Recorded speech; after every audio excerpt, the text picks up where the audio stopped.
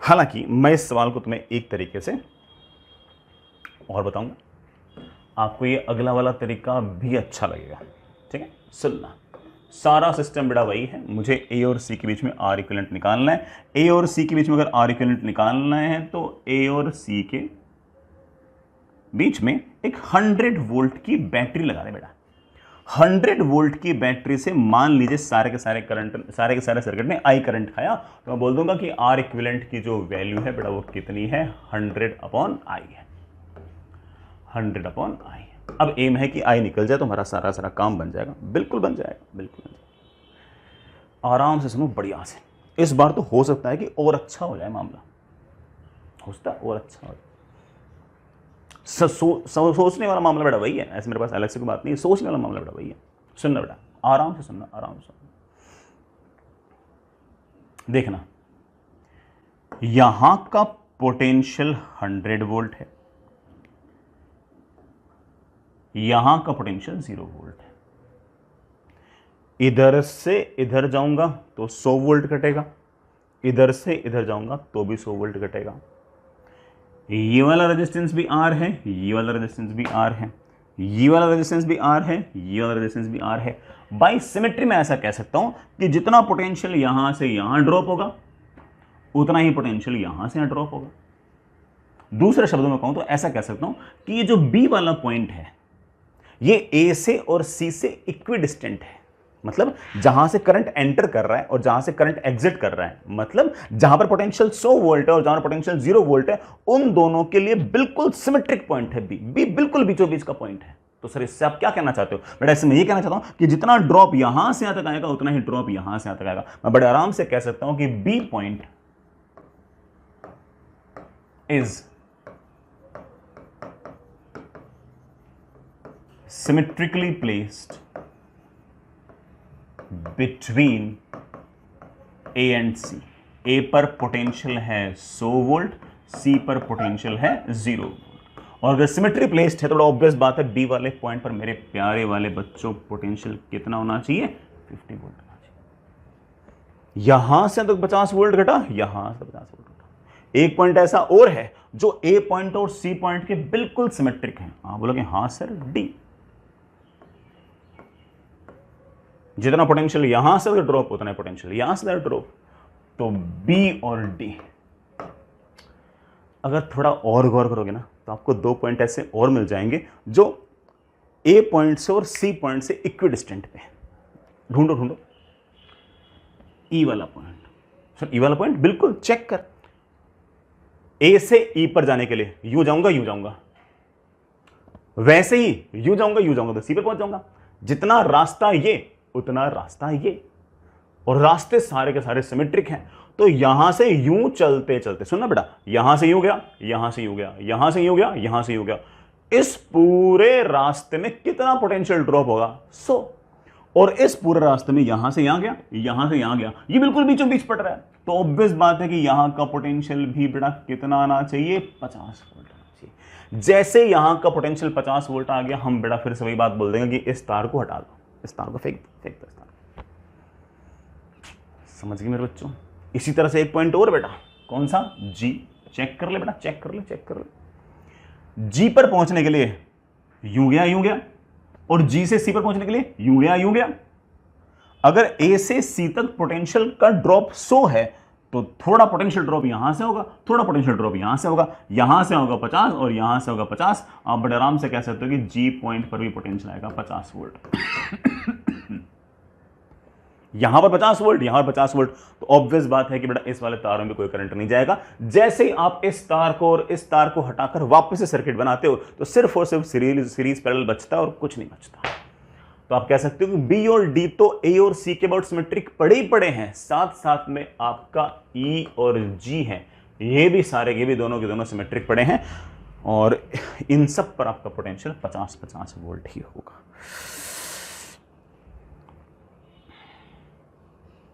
समझ गए बेटा इस बात को? आई रियली होप बेटा इस बात को आप समझ गए होंगे। इससे हमारा सारा सारा काम बन जाएगा। जैसे आपने ये वाला तार और ये वाला तार हटाया, उसके बाद वही बेटा अपना पिछले वाला सर्किट बन जाएगा, और पिछले वाला सर्किट बनते हमारा सारा सारा सवाल बड़े आराम से, बड़े प्यार से बन जाएगा, हमें कोई दिक्कत ही नहीं आएगी। I hope it's okay. आगे चलते हैं बच्चों। चलिए बच्चों, पूरी स्टोरी को अपन एक तरीके से और समझते हैं। सुनना बेटा, हमारे पास है ना, इस सर्किट के अंदर था क्या, ये हमारा सर्किट, और हमें ए पॉइंट और सी पॉइंट के बीच में आर इक्विवेलेंट निकालना है। बिल्कुल निकालेंगे, बिल्कुल निकालेंगे। एक काम करो बेटा, सारे के सारे जो ऊपर वाले तार है ना, भाई है तो तार ही ना सारे के सारे, ऐसे नहीं रोड्स तो है नहीं, सारे के सारे जो ऊपर वाले तार हैं कौन से ई एफ, एफ जी, जी एच और एच ई, इन सारे के सारे तार्स को हल्का हल्का स्लैक कर दो, हल्का हल्का स्लैक कर दो, स्लैक कर दो, स्लैक तो कर ही सकते ना, स्लैक करने से रेजिस्टेंस तो चेंज होगा नहीं। सारे के सारे तार्स को ऐसे कर दो, स्लैक स्लैक स्लैक स्लैक, चारों तार को स्लैक कर दिया, और फिर उन चारों तार को नीचे ले आओ, और जिस प्लेन के अंदर ये सारे के सारे नीचे वाले 4 तार पड़े उसी प्लेन में ले आओ। देखो कैसा लगता है, मैं दिखाता हूं आपको, सुनो। सबसे पहले नीचे वाले प्लेन के अंदर 4 रेजिस्टेंस ऐसे पड़े,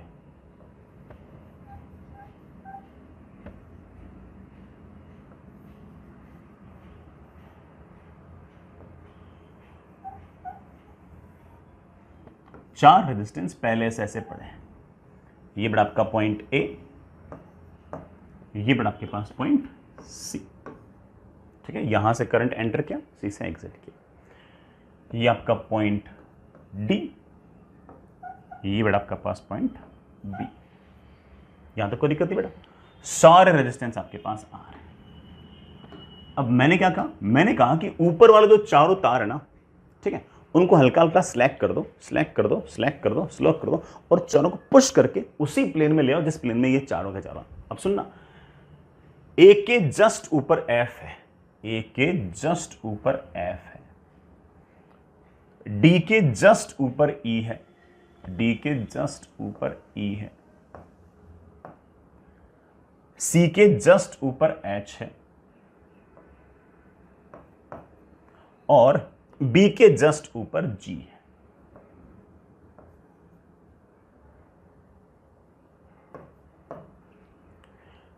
ई और एफ के बीच में कितना रेजिस्टेंस है, आर। एफ और जी के बीच में कितना रेजिस्टेंस है, आर। जी और एच के बीच में कितना रेजिस्टेंस है, आर। और ई और एच के बीच में कितना रेजिस्टेंस है, आर। सारे आर बेटा। यही नहीं, यही नहीं, यही नहीं, ए और एफ के बीच में भी रेजिस्टेंस है आर, ए और एफ के बीच में रेजिस्टेंस है आर, डी और ई के बीच में रेजिस्टेंस है आर, सी और एच के बीच में रेजिस्टेंस है आर, और बी और जी के बीच में रेजिस्टेंस है आर। बेटा मैंने नया सर्किट नहीं बनाया है, वही सर्किट बनाया है, मैंने वापस से बनाया उसको। बस क्या किया कि ऊपर के जो चारों तार थे उनको हल्का हल्का सिकोड़ के पुश कर दिया, जिससे सारा का सारा सिस्टम एक प्लेन में आ जाए। सर्किट तो वही रहेगा ना, रख कैसे लो, सर्किट तो वही रहेगा ना। इसका आर इक्विवेलेंट निकाल लो, और मुझे लगता है कि इसका आर इक्विवेलेंट निकालना ज्यादा आसान है, बहुत आसान है इसका आर इक्विवेलेंट निकालना। तो जैसे ही करंट आई आया, उसके पास 3 रास्ते जाने के, इधर, इधर और सीधा। लेकिन मुझे लगा कि इधर वाला रास्ता और इधर वाला रास्ता तो एक जैसा है, इधर वाला रास्ता और इधर वाला रास्ता तो एक जैसा है, बल्कि मुझे तो नजर आ रहा है कि इस लाइन के अबाउट सर्किट में सिमेट्री है। इसके अबाउट बड़ा जैसा लेफ्ट वैसा राइट, जैसा लेफ्ट वैसा राइट। तो मुझे लगता है कि इस लाइन के अबाउट सारे के सारे सिस्टम को फ्लिप कर दो, फ्लिप कर दो। जैसे ही फ्लिप करोगे, डी को उठाकर कहां पर ले आऊंगा, बी पर, ई को उठाकर कहां पर ले आऊंगा, जी पर।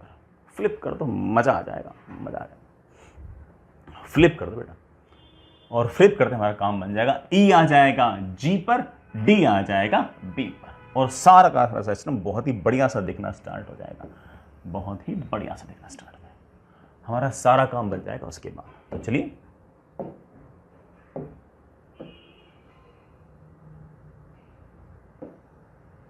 इसको बड़ा फ्लिप करते हैं।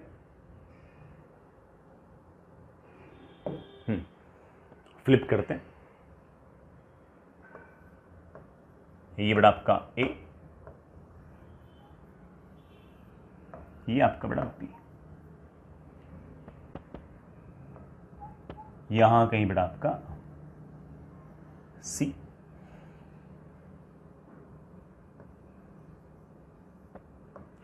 यहां कहीं बड़ा आपका एफ,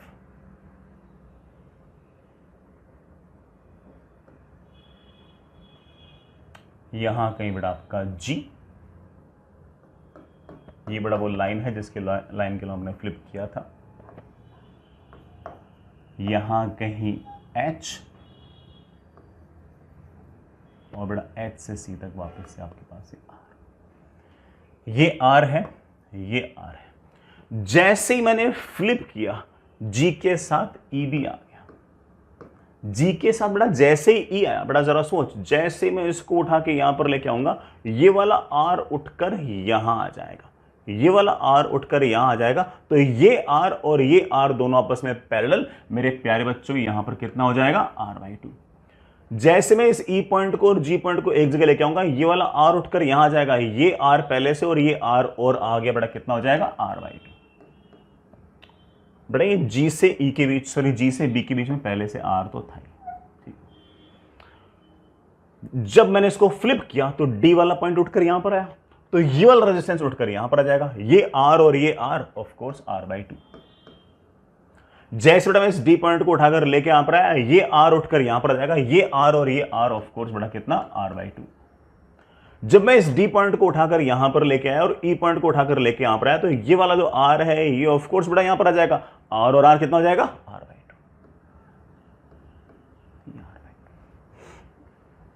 कर लेंगे बेटा, कर लेंगे, कर लेंगे। This is point A.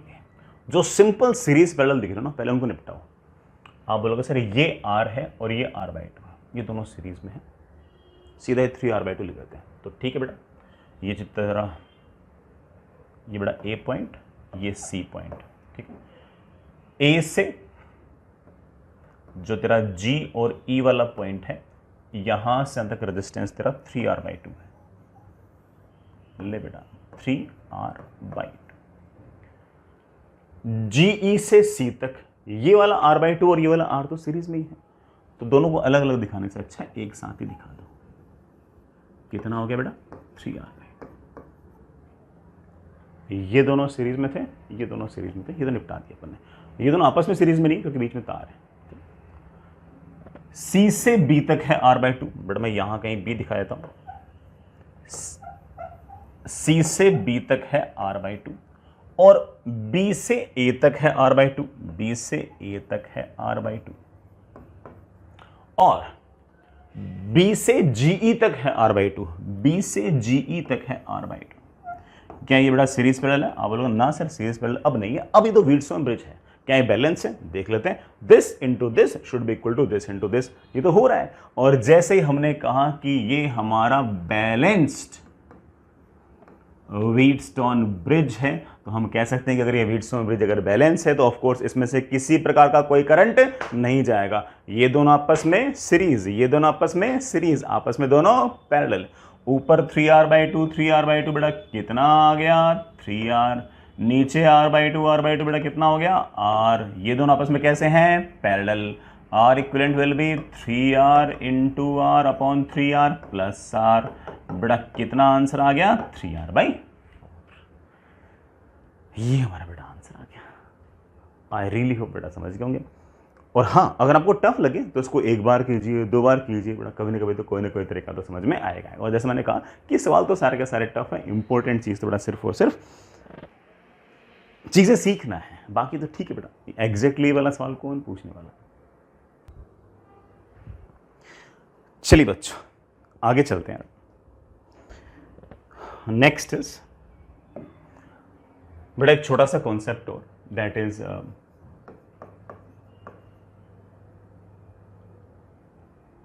Star delta transformation, बल्कि डेल्टा टू स्टार ट्रांसफॉर्मेशन।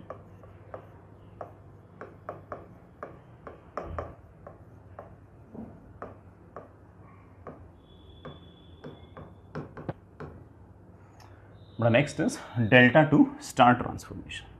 सुनना बच्चों, वैसे अपने सिलेबस में ये है नहीं, लेकिन कुछ सवालों को आसान करने के लिए बड़ा ये वाला पॉइंट काम आ सकता है। ठीक है, ये वैसे इसकी डेरिवेशन, इसकी जितनी बातें वो आप लोग है ना जैसे आईआईटी वगैरह जाओगे तो फर्स्ट ईयर में इलेक्ट्रिकल वगैरह डिपार्टमेंट में तो पढ़ाते हैं, बट हमारे भी कभी कभी काम आ सकता है, इसलिए मैं हल्का सा बता रहा हूँ उसको। मान लीजिए कि आपके पास बड़ा कोई डेल्टा टाइप मामला है, बड़ा डेल्टा मतलब ऐसे ट्राइंगल टाइप मामला है, इसमें आपके पास कोई पॉइंट है ए, ये पॉइंट है बी और ये पॉइंट है सी, और इसके अंदर आपके पास 3 रेजिस्टेंस हैं ऐसे, ये R1, ये R2 और ये R3। इसको तो हम बोल देंगे एक तरह से कि ये तो एक तरह से डेल्टा है, डेल्टा। मुझे इसको स्टार के अंदर कन्वर्ट करना है। स्टार के अंदर 4 पॉइंट आ जाएंगे बेटा, स्टार के अंदर 4 पॉइंट आ जाएंगे। ए तो रहेगा ही रहेगा, बी भी रहेगा, सी भी रहेगा और एक नया पॉइंट आ जाएगा ओ। ठीक है, ठीक है।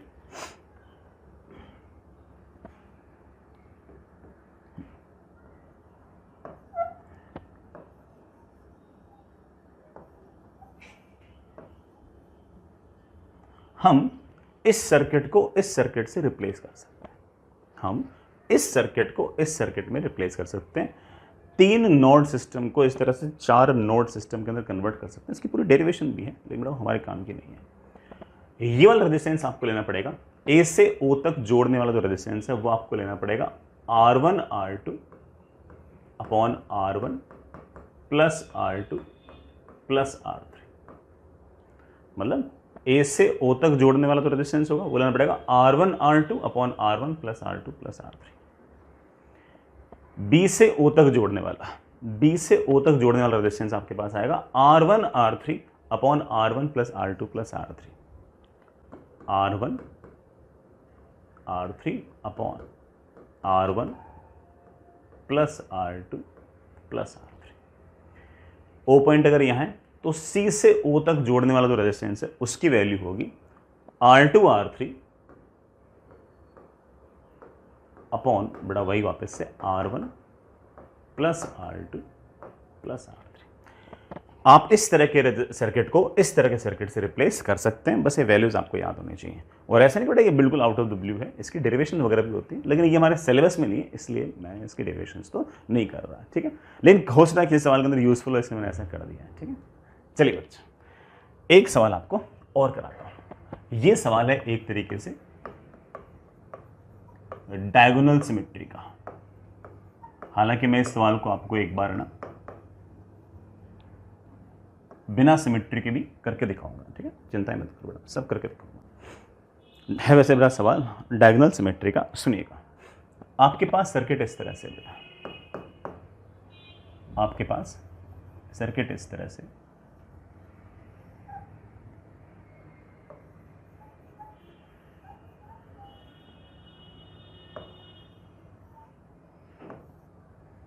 इस तरह का सर्किट है बेटा। This one is 5 ohm, this one is 10 ohm, this one is 5 ohm, this one is 10 ohm, this one is 5 ohm, this is A, this is B। Is this Wheatstone bridge? Of course. 1 2 3 4 4 node है, एक node 2 से जुड़ा हुआ है, एक node 2 से जुड़ा हुआ है, और बाकी 2 नोड 1 2 3 1 2 3 जुड़े हुए हैं। लेकिन क्या है व्हीटस्टोन ब्रिज बैलेंस्ड है क्या? हे भगवान ये व्हीटस्टोन ब्रिज बैलेंस हो। 5 × 5 25, 10 × 10 100। अरे यार ये व्हीटस्टोन ब्रिज तो बैलेंस है ही नहीं, तो क्या करें?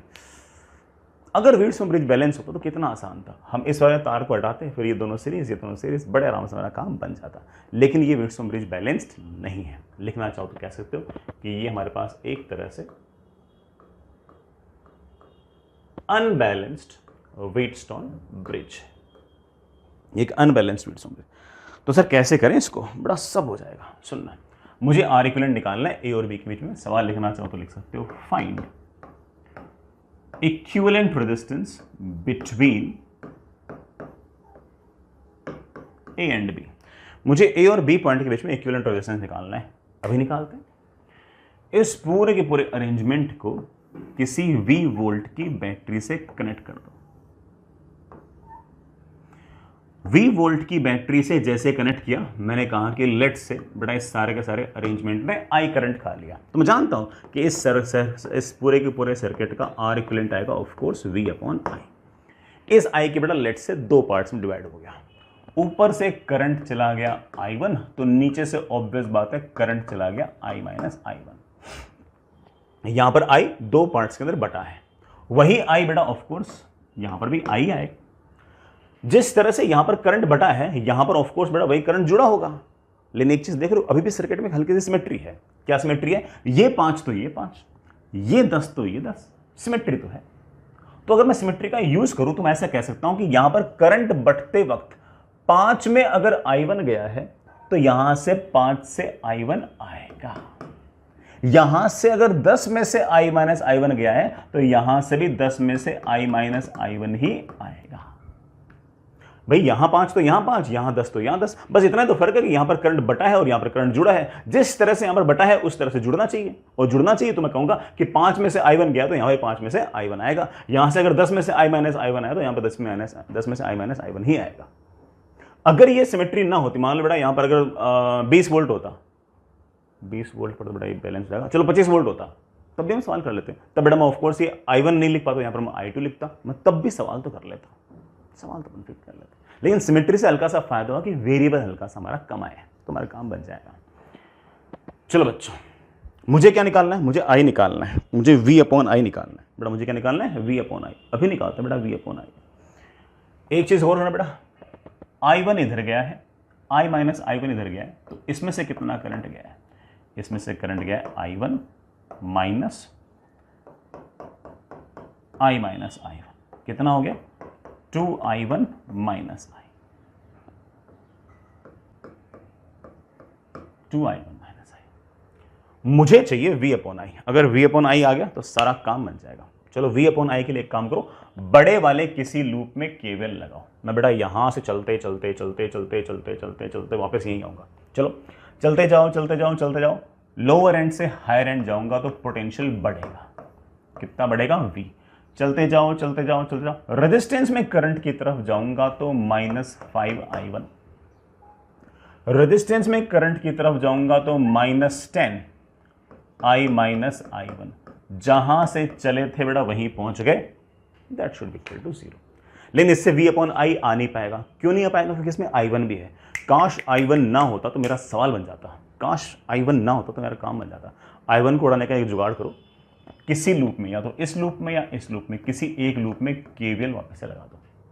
अब ये लगाते हैं, चलते जाओ चलते जाओ चलते जाओ, माइनस 5I1, चलते जाओ चलते जाओ चलते जाओ, माइनस 5, 2I1 माइनस I, चलते जाओ चलते जाओ चलते जाओ, प्लस 10 टाइम्स,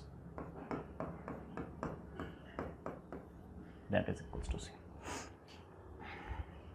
ये आ गया minus I1 minus 2I1 plus I plus 2I minus 2I1 is equals to 0। बेटा ने 5 कैंसिल किया, चलेगा। Minus I1 minus 2I1 plus I plus 2I minus 2I। सही लग रहा बेटा? I1 I1 I1, 2 2 4 5, 5I1 is equals to 3I। बेटा यहां से I1 को उठा के ऊपर वाले इक्वेशन में रख देते हैं, रखते हैं ऊपर वाले इक्वेशन। ऊपर वाले इक्वेशन आखिर है क्या? V माइनस 5I1, बेटा माइनस माइनस बेटा क्या हो जाएगा? प्लस, तो प्लस 5I1 आ गया शायद। V plus 5I1 minus 10I is equals to 0। मेरे पास आ गया V। 5I1 को बड़ा मैं क्या लिख सकता हूं? 3I minus 10I is equals to 0। तो V is equals to 7I। बड़ा V is equals to 7I, तो मेरे पास आ गया है V upon I is equals to 7। ये जो V अपॉन I है यही हमारा R इक्विवेलेंट है। ये लो बेटा, पूरे के पूरे सर्किट का इक्विवेलेंट रेजिस्टेंस मेरे पास आ गया बेटा। कितना आ गया है? 7 ओम आ गया। कोई बच्चा सीधी पकड़ ले कि सर मेरे को तो ये वाली सिमेट्री ना समझ में आए डायगोनल वाली, कोई दिक्कत नहीं है। तो यहां पर करंट मान ले I2, यहां पर मान ले I - I2, तो तेरे पास एक वेरिएबल और हो गया, कौन सा? I2। उसको उड़ाने के लिए एक इक्वेशन यहां पर KVL की और लगा देना, I1 भी उड़ जाएगा, I2 भी उड़ जाएगा, फिर से V और I में एक इक्वेशन आ जाएगी, हमारा अगेन काम बन जाएगा। अगर आपको मन हो बेटा कर सकते हो, आपका आंसर तब भी आएगा। मुझे तो ये सिमेट्री दिख रही थी, मैंने ऐसा कर दिया। ऐसे नहीं कि सिमेट्री नहीं होगी तो हम सवाल नहीं करेंगे, हम सवाल तो तब भी कर लेंगे। KCL KVL तो हमारी हमेशा हेल्प करेंगे ही करेंगे। ठीक है बच्चों, आगे चलते हैं। इसी सवाल को हम एक तरीके से बेटा और सोचते हैं। आराम से सुनना, आराम से।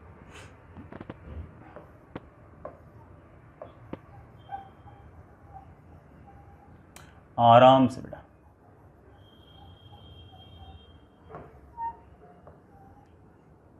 यही था ना circuit? This was 5 ohm, this one is 10 ohm, this one is 5 ohm, this one is 10 ohm. ये आपके पास A, ये आपके पास B। मैं इस सारे के सारे अरेंजमेंट को एक बैटरी से कनेक्ट कर देता हूं। लेट्स से बेटा उस बैटरी का वोल्टेज इज 100 वोल्ट। अब मैं जानता हूं कि इस 100 वोल्ट की बैटरी से अगर आपने I करंट खाया है तो इस पूरे के पूरे सिस्टम का R इक्विवेलेंट जो आएगा दैट विल बी 100 अपॉन।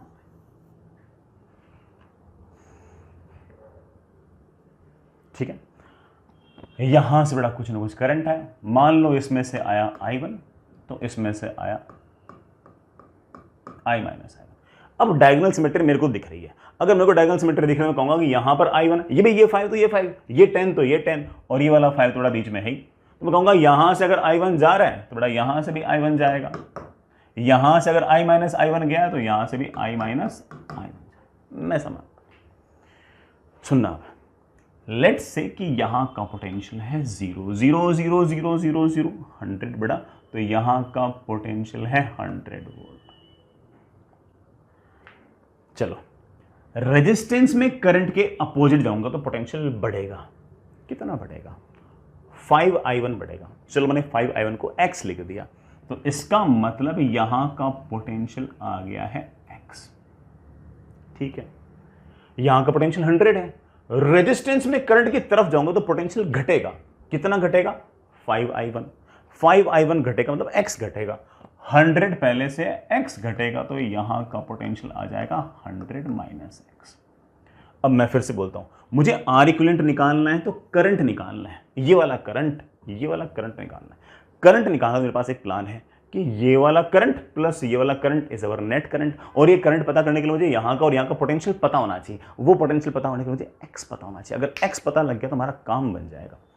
तो चलो बेटा, X पता करने के लिए इस पॉइंट पर एक बार के लिए KCL लगा दो। सिंपल सिंपल KCL लगा दो। X - 100 upon 10, X - 100 minus X, X - 100 minus X upon 5, X - 0 upon 5,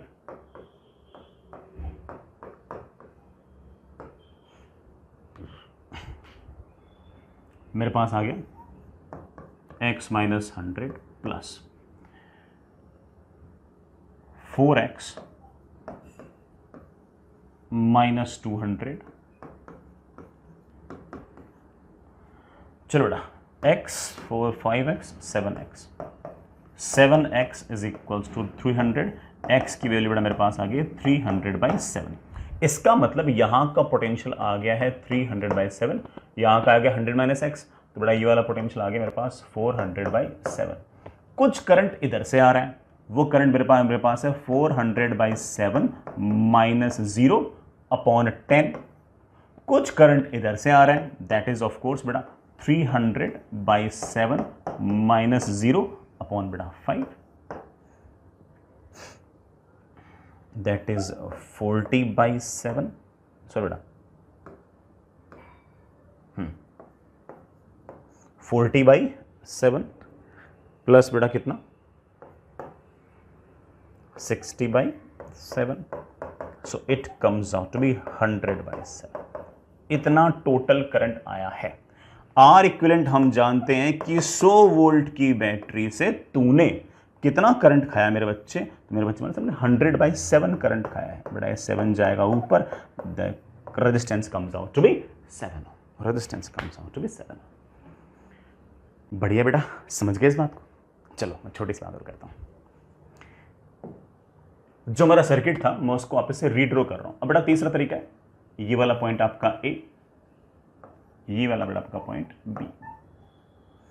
मैं वही सर्किट बेटा वापस से ड्रॉ कर रहा हूँ। इसको सी लिख देता हूँ, इसको डी लिख देता हूँ। ये है सी, ये है डी। ए से सी तक रेजिस्टेंस था 5 ओम,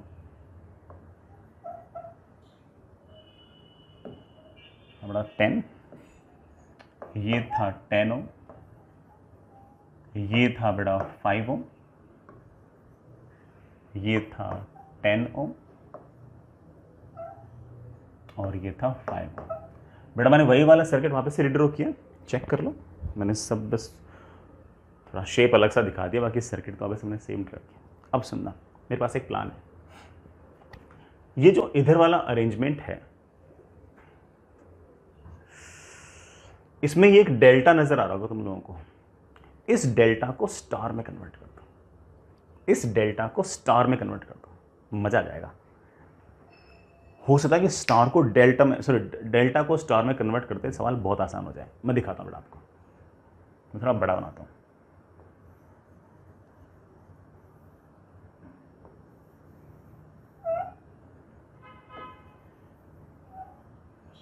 ये 5, ये 5, ये 10, ये डेल्टा अपने आप में। इसको मैं स्टार में कन्वर्ट कर रहा हूं। स्टार में कन्वर्ट करने के लिए एक नया पॉइंट आ जाएगा, लेट्स से ओ, और यहां मुझे एक रेजिस्टेंस लगाना पड़ेगा जिसकी वैल्यू होगी this into this upon this plus this plus this.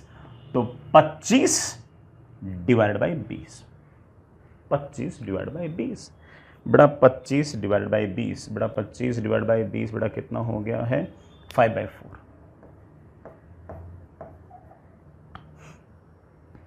मुझे यहां से यहां तक एक रेजिस्टेंस लगाना पड़ेगा, कितना होगा 50 upon this plus this plus this, 50 upon 20 बड़ा कितना हो गया 5/8। मुझे यहां पर एक रेजिस्टेंस लगाना पड़ेगा, कितना this into this upon this plus this plus this, again बेटा कितना आ गया 5/8। तो मैं आपको सिर्फ और सिर्फ इतना कह रहा हूं कि अगर आप बेटा डेल्टा को स्टार में कन्वर्ट करना चाहते हो तो ऐसे कर सकते हो, एक एक्स्ट्रा जंक्शन आ जाएगा। ये ले बेटा, ये तेरा पॉइंट ए है ही, ये बेटा तेरा पॉइंट कौन सा था सी था बेटा, ये पॉइंट तेरा डी था। हाँ आगे आगे तो तुम जानते हो बेटा, सी से डी तक कितना है 10 ओम, डी से बी तक कितना बेटा 5। मेरे ख्याल से सीरीज पे रहते सारी की सारी बात बन जाएगी, बिल्कुल बन जाएगी मेरे ख्याल से। वापस से ड्रॉ कर लेता हूँ। ये बड़ा आपका पॉइंट है ए, ये है 5/2, ये 5/4 और 10 दोनों बड़ा कैसे हैं सीरीज में।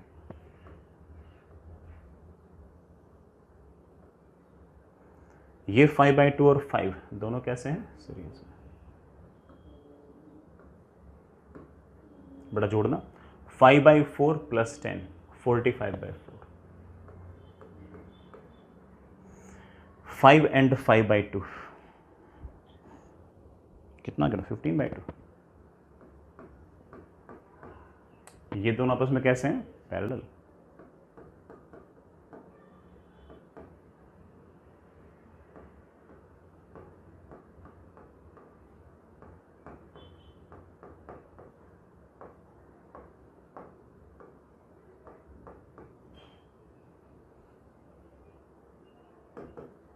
आर इक्विवेलेंट आ गया 4.5, इसका आर इक्विवेलेंट आ गया 4.5। तो आप कह सकते हो कि 5/2 मतलब 2.5 ओम तो पहले से लगा हुआ है, इन दोनों को रिप्लेस कर दो बड़ा कितने से 4.5 से। ये मेरे पास ए है, ये मेरे पास बी।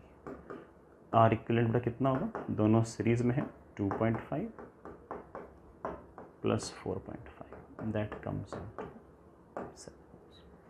ये 7 ओम बेटा आपका रेजिस्टेंस है। समझ गए बेटा इस बात को?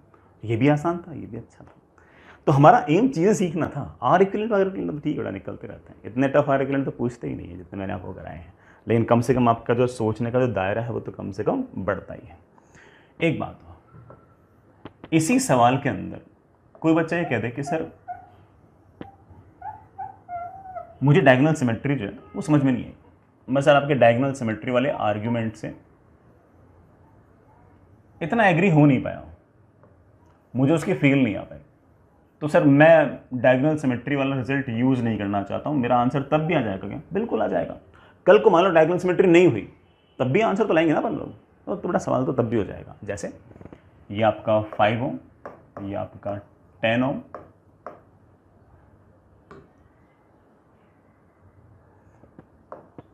ये बड़ा आपका 5 ओम, ये आपका 10 ओम, ये आपका।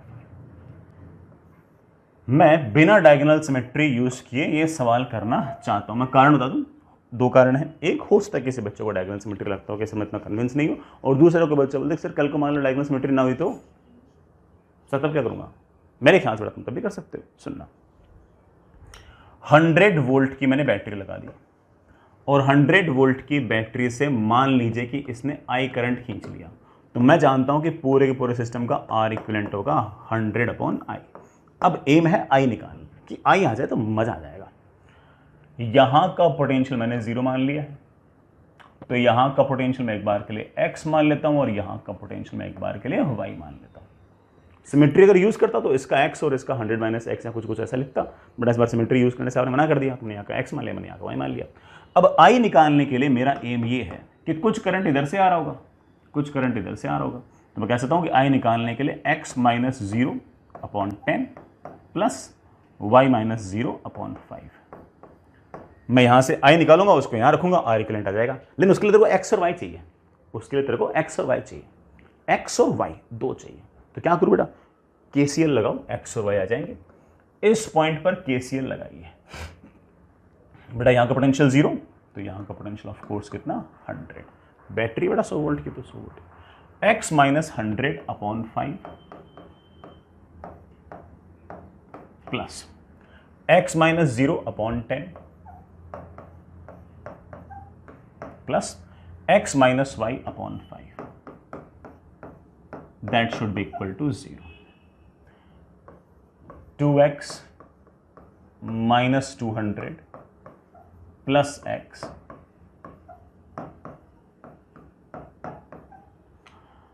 लो बेटा 2x 4x और ये कितना हो गया? 5x। 5x is equals to 2y plus 200. This is my equation number 1. ऐसी बेटा एक बार यहां लगाना, y minus 100/10, y minus x/5, y minus 0/5 should be equal to 0. Y minus 100 plus 2y minus 2x plus 2y is equals to 0. बड़ा क्या आ गया? 2y 5y is equals to 2x plus 100. ठीक है ना? y को उड़ा तो x आ जाएगा, x को उड़ा तो y आ जाएगा। मेरे पास आ गया 5y is equals to 2 times x. बड़ा 2 times x, x को मैं लिख सकता हूं 40 प्लस 2y/5 प्लस 100। बड़ा मेरे पास आ गया है 5y इज इक्वल्स टू बड़ा 80 ये और 100 वो, तो कितना आ गया? 180 प्लस 4y/5। ठीक है ना? ये इधर आया तो बड़ा कितना आ गया? 21y/5 should be equal to 180। बड़ा y की वैल्यू आ गई है 180 into 5/21, that is 60/7, that is 300/7। बड़ा y की वैल्यू आ गई 300/7। जैसे इसको रखोगे बड़ा x की वैल्यू आ जाएगी 400/7। ठीक है ना, 400/7 डिवाइड बाई 10 प्लस 300/7 इंटू 5, ये आपका बड़ा नेट करंट आ गया, that is 40/7 plus 60/7, that is 100/7 ampere. ये करंट आ गया। मुझे आर इक्विवेलेंट पूछा गया, R equivalent is simply 100 volt की बैटरी से बड़ा तुमने कितना करंट ड्रॉ कर लिया है, 100/7, answer comes out to be 7। तो कल को अगर सिमेट्री ना हो तब भी बड़ा आराम से इस तरह का सवाल कर सकते हो। बस हमें KCL KVL वगैरह इस तरह के बेसिक कॉन्सेप्ट आने चाहिए, बाकी कोई बहुत बड़ा काम इसमें नहीं है। समझ गए? आगे चलते हैं। चलिए बच्चों, एक छोटा सा सवाल और कर लेते हैं। हालांकि मैंने सवाल आर इक्विवेलेंट पर खूब सारे कर लिए, लेकिन चलिए एक और कर लेते हैं। वैसे सारे के सारे सवालों के अंदर इंपॉर्टेंट चीज़ सिर्फ और सिर्फ ये थी कि अगर सिमेट्री ढूंढ लेते हो तो सवाल काफ़ी आसान हो जाता है। अगर सिमेट्री नहीं ढूंढ पाते हो तो वेरिएबल्स की संख्या बढ़ जाती है और हमें वो KCL KVL की इक्वेशन थोड़ी सी ज़्यादा लगानी पड़ती है। ठीक, यही फ़र्क था। बाकी तो कोई कहते हैं सिमेट्री में नहीं ढूंढ पा रहा हूँ तो आपको ठीक है, ज़्यादा वेरिएबल्स मानने पड़ेंगे और ऑफ कोर्स उनको सोल्व करने के लिए आपको ज़्यादा KCL KVL की इक्वेशंस लगानी पड़ेंगी और ऑब्वियस बात है कि उनको सोल्व करने में आपको थोड़ा सा टाइम लगेगा। और सिमेट्री दिख जाएगी तो ठीक है बेटा, आसान पड़ेगा। ठीक, चलिए बच्चों, सबसे पहले मुझे A और B के बीच में आर इक्विवेलेंट निकालना है। अभी निकालते हैं। एक काम कीजिए, हाँ सिचुएशन बड़ा सारे वही है।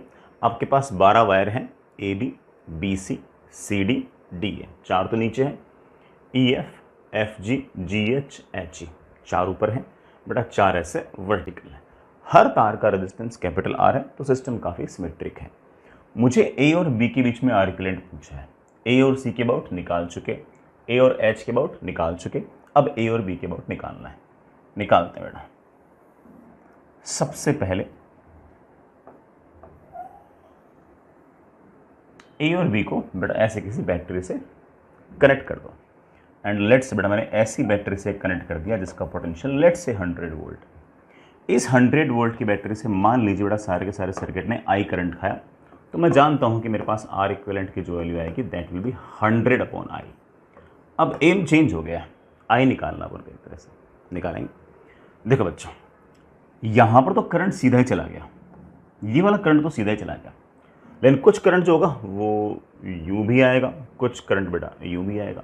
अब एक बात को और ओके बाकी से भी आएगा, ऑब्वियस बात है। मुझे ऐसा लगता है कि ये वाला तो चलो वायर अलग बात है, लेकिन ये वाला जो रास्ता है और ये जो वाला रास्ता है ये लगभग सेम से ही है। तो मैं ऐसा कह सकता हूँ कि ये वाला वायर और ये वाला वायर मोर और लेस सेम है। और अगर ये वाला वायर और ये वाला वायर अगर मोर और लेस अगर सेम है तो जितना करंट इधर से जाएगा उतना ही करंट मेरे प्यारे बच्चों इधर से आएगा। मैं ये नहीं कह रहा कि तीनों रास्ते एक जैसे हैं ना बेटा, ये वाला रास्ता तो डिफरेंट ही है, सीधा ही A से B करंट चला गया, लेकिन ये वाला रास्ता और ये वाला रास्ता एग्जैक्टली सेम है। ये बेटा यूं आ रहा करंट, ये भी बिल्कुल ऐसे ऐसे आ रहा करंट, तो बिल्कुल वो तो सेम से ही है। अच्छी बात है। इसी तरह से अगर नेट करंट I था तो इधर से आ गया I-2I1, ये I-2I1 तो यूं आ गया, बाकी 2I1 कहाँ से आएगा? तो आप बोलोगे सर एक सिमेट्री और है। इस लाइन के अबाउट देखूं तो जैसा लेफ्ट में है वैसा ही राइट में है। अगर मैं ऐसे यहाँ पर एक बड़ा प्लेन टाइप बना दूँ, एक मिरर टाइप बना दूँ, तो मैं कहूँगा जैसा लेफ्ट में है वैसा ही राइट में है, जैसा लेफ्ट में है वैसा राइट में है। तो मैं ऐसे कह सकता हूँ कि अगर यहाँ से करंट I1 यूँ गया है तो यहाँ से करंट I1 ऐसे आएगा, यहाँ पर I1 करंट यूँ आया है तो यहाँ पर I1 करंट यूँ आएगा। बस यहाँ पर I करंट बट गया है और यहाँ पर ये I करंट इस तरह से जुड़ गया है। इस लाइन के अबाउट बड़ा सिमेट्री है। इस लाइन के अबाउट अगर देखें तो ये और ये एक दूसरे की मिरर इमेज है। बस इधर I1 तो इधर I1, इधर I1 तो इधर I1। दो सिमेट्री का अपन लोगों ने यूज़ कर लिया। एक कौन सी सिमेट्री यूज़ की कि जैसी ये वाले साइड वैसी ये वाले साइड, जैसी ये वाले साइड वैसी ये वाले साइड, एक तुमने ये यूज़ कर लिया। दूसरा हमने क्या यूज़ कर लिया, दूसरा हमने यूज़ कर लिया कि इस लाइन के अबाउट जैसा लेफ्ट में वैसा राइट में, फ्लिप तो कर नहीं सकते भाई, ए पॉइंट और बी पॉइंट और पोटेंशियल सेम थोड़ी है। तो इतना जरूर कह सकते हैं कि जैसे I1 करंट यू गया बेटा वैसे I1 करंट ऐसे आएगा, जैसे I1 करंट यू जाएगा बेटा यहाँ पर I1 करंट ऐसे आएगा। बस इस पॉइंट पर आपका I माइनस 2 I1 और I1 मिलकर आपका वापस से नेट करंट I हो जाएगा। ऐसा हम पहले भी करते हैं, ठीक। पहले बस सर्किट थोड़े से आसान थे, ये वाला सर्किट थोड़ा सा डिफिकल्ट था। चलिए बच्चों, यहां का पोटेंशियल एक बार मैंने 0 मान लिया। रेजिस्टेंस में करंट के अपोजिट जाऊंगा तो पोटेंशियल बढ़ेगा। कितना बढ़ेगा? I1 into are. कितना बढ़ेगा बेटा? I1 into are. I1 into are को चलो मैं एक बार के एक्स लिख देता हूं, तो यहां का पोटेंशियल आ गया एक्स। रेजिस्टेंस में करंट के अपोजिट जाऊंगा तो पोटेंशियल बढ़ेगा। कितना? I1 into are. अरे I1 इंटू आर कितना है? एक्स। तो यहां का पोटेंशियल भी एक्स। यहां का पोटेंशियल 100 है। रेजिस्टेंस में करंट की तरफ जाऊंगा तो पोटेंशियल घटेगा। कितना? I1 into are. ये भी तो I1 ही है। I1 इंटू आर को मैंने क्या लिखा था? एक्स। तो यहां का पोटेंशियल अपने आप मेरे पास आ गया 100 माइनस एक्स। ठीक है बेटा, यहां का पोटेंशियल 100। रेजिस्टेंस में करंट की तरफ जाऊंगा तो पोटेंशियल घटेगा। कितना घटेगा? I1 into are. I1 into are कितना है? ऑफकोर्स बेटा एक्स। तो यहां का पोटेंशियल मेरे पास आ गया 100 माइनस एक्स। यहां का और यहां का पोटेंशियल तो बड़ा सेम आना ही था, और यहां का और यहां का पोटेंशियल तो सेम आना ही था। आई रियली होप बेटा सारी बातें आप समझ गए होंगे। अच्छा बेटा, एक बात और आराम से सुनना। मान लो यहां से यहां तक पोटेंशियल बढ़ा एक्स, ठीक है, और यहां से यहां तक पोटेंशियल बढ़ा लेट से वाई। मैंने इस पॉइंट पर पोटेंशियल मान लिया वाई। जैसे बी के लिए एच पॉइंट है वैसे ही ए के लिए ई पॉइंट है। ध्यान से देखो बेटा, बिल्कुल जैसे बी से सिमेट्रिकली प्लेस्ड एच है वैसे ही ए से सिमेट्रिकली प्लेस्ड ई है। बस इतना सा फर्क है कि यहां से यहां जाऊंगा तो पोटेंशियल वाई बढ़ेगा, यहां से यहां जाऊंगा बेटा, यहां पर तो तुम करंट की तरफ जा रहे हो तो पोटेंशियल घटेगा। जितना यहां से यहां पोटेंशियल बढ़ेगा उतना ही यहां से यहां पोटेंशियल घटेगा। तो अगर यहां का पोटेंशियल 100 है तो यहां का पोटेंशियल आप लिख सकते हो 100 माइनस वाई। मैं फिर से रिपीट करता हूं बेटा इस बात को। ये वाला पॉइंट जहां से करंट एग्जिट हो रहा है, जिस पॉइंट का 0 पोटेंशियल है, वहां से जिस तरह से ये वाला पॉइंट प्लेस्ड है एग्जैक्टली वैसे ही ये वाला पॉइंट, इस पॉइंट, ये वाला कौन सा पॉइंट जहां पर करंट एंटर कर रहा है 100 वोल्ट वाला पॉइंट, जैसे इसके अबाउट ये वाला पॉइंट है वैसे ही इसके अबाउट ये वाला पॉइंट है। ये इस वाले पॉइंट के लिए ये वाला पॉइंट फेस डायगोनल पे है, इसके लिए भी ये वाला पॉइंट फेस डायगोनल पे है। बस इतना सा फर्क है कि इसमें करंट यूं आ रहा है तो करंट के अपोजिट जाऊंगा तो पोटेंशियल बढ़ेगा, तो यहां से मान लो वाई बढ़ेगा। यहां पर तो मैं देख रहा हूं करंट ऐसे है तो ऑफकोर्स बड़ा यहां से पोटेंशियल घटेगा। बस यहां से यहां वाई पोटेंशियल बढ़ेगा, यहां से बड़ा वाई पोटेंशियल घटेगा। तो अगर यहां का 100 है तो यहां का 100 माइनस वाई, यहां का 0 है तो यहां का वाई। ठीक है, समझ में आ गई बात? चलो बेटा मेन मुद्दे पे आते हैं। मुझे ये आई करंट निकालना है। आई करंट निकालने के लिए बेटा मुझे ये I1 निकालना पड़ेगा, I1 निकालना पड़ेगा और ये निकालना पड़ेगा। निकाल लूंगा। उसके लिए बेटा मुझे ऑब्वियस बात है कि x निकालना पड़ेगा। सर x निकालने के लिए क्या करोगे बेटा? x निकालने के लिए मेरे ख्याल से KCL सबसे बेस्ट रहेगा। KCL बेस्ट रहेगा। इस पॉइंट पर जरा KCL लगाइए। अभी लगाता बेटा। x minus 0 upon r plus x minus Y upon r plus x minus 100 minus X upon r is equals to 0। x 2x and 2x बड़ा कितना आ गया? 4x minus Y is equals to 100। This is my equation number 1। x and x 2x and 2x 4x minus Y equals to 100। Sir इसमें तो y भी है बड़ा, y को उड़ाने के लिए एक जगह KCL और लगा दो। चलो बच्चों मैं इस पॉइंट पर KCL लगा रहा हूं। लगाना बेटा। y minus 100 minus Y, y minus 100 minus Y upon r, y minus x upon r plus y minus x upon r। सबका sum should be equal to 0। बड़ा y माइनस वाई कितना हो गया? 2y minus 100 plus 2y minus 2x is equals to 0। मेरे पास बड़ा कितना आ गया 5y, sorry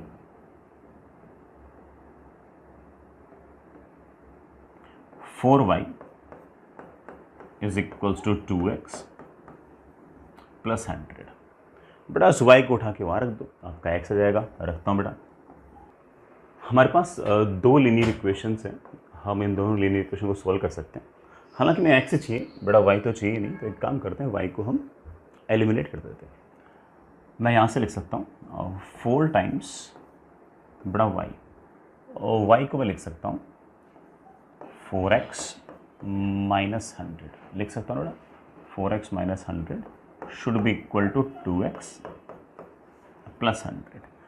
4 into 4 16x, 16x minus 2x is of course beta 14x, should be equal to 100 plus 400, that comes out to be 500. So x comes out to be 250 upon 7.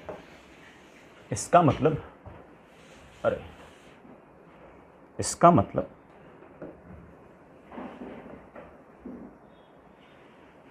इस x point पर हमारे पास जो potential है बड़ा वो 250 volt आ जाएगा, 250 volt आ जाएगा। y की हमें ज़रूरत नहीं है। इस x पॉइंट पर हमारे पास 250 वोल्ट का, सॉरी 250 नहीं बेटा, 250/7 वोल्ट आ जाएगा। मुझे तो I करंट निकालना है। ये जो I करंट है ये निकालना है। I करंट निकालना आसान काम है। ये वाला करंट प्लस ये वाला करंट प्लस ये वाला करंट। तो अगर मुझे I ही लिखना है तो मैं कहूँगा कि I is simply 100 minus 0 upon R plus 250, बड़ा 250 नहीं बेटा, 250/7, 250/7 minus 0 upon R, 250/7 minus 0 upon R। इसमें भी 250/7 माइनस 0 अपॉन R, तो इसको मल्टीप्लाई बाई 2 कर देता हूँ। बड़ा 7R तो मेरे ख्याल से एलसीएम ही आ गया, तो बड़ा 700 ये और 500 ये, बड़ा कितना हो गया 1200। रही बात बड़ा मेरे आर इक्विवेलेंट की, तो आर इक्विवेलेंट को मैं बड़े आराम से कह सकता हूँ कि R equivalent is 100 divide by 100 volt की बैटरी से कितना करंट खींचा आपने, तो आप बोलो सर हमने करंट खींचा है 200/7R। बड़ा सॉल्व करते ही हमारे पास आंसर आ गया 7R/12। ये हमारा आंसर। आई रियली होप बेटा सारी की सारी बात आप समझ गए होंगे, कोई बहुत बड़ा सा टास्क नहीं था। हालांकि हम इस सवाल को है ना पोटेंशियल मार्क करके भी कर सकते थे, है ना। ऐसे अगर मान लो किसी की केवीएल केसीएल लगाने की इच्छा ना हो ना, और सिर्फ सिमेट्री ही लगाने की इच्छा हो, तब भी बेटा आप इस सवाल को कर सकते हो। कोई बहुत बड़ा ऐसा काम है नहीं। जैसे मैं करके दिखाता हूँ। ये आपके पास पॉइंट है ए, बेटा ये बी, ए और बी के बीच ये में आर इक्विवेलेंट निकालना है। लेट्स बेटा this point is C, this point is D, this one is E, this one is F, G and H. हमने ए और बी के बीच में आर इक्विवेलेंट निकालना है, तो इनके बीच में हमने बैटरी ऐसे लगा दी। अब कुछ एक सिमेट्री जैसे मैंने डिस्कस की, बड़ा आपने आपको बताइए कि चलो ये वाला तार तो अलग है, लेकिन ये वाला रास्ता और ये वाला रास्ता एक जैसा ही है। यहाँ से करंट यूँ आएगा, बड़ा इसमें से करंट यूँ आएगा, तो इधर जो करंट जाएगा और इधर जो करंट जाएगा वो सेम जाएगा। सर इससे बोलना क्या चाहते हो बेटा? इससे मैं ये बोलना चाहता हूँ कि अगर इस पॉइंट का पोटेंशियल अगर V है, इस पॉइंट का अगर पोटेंशियल 0 है, तो इस पॉइंट का पोटेंशियल V है, तो यहाँ से रेजिस्टेंस में करंट की तरफ जाऊँगा तो पोटेंशियल घटेगा।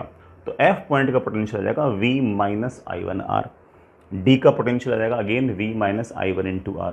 तो मैं बड़े आराम से कह सकता हूँ कि D वाले पॉइंट पर और F वाले पॉइंट पर पोटेंशियल सेम होगा।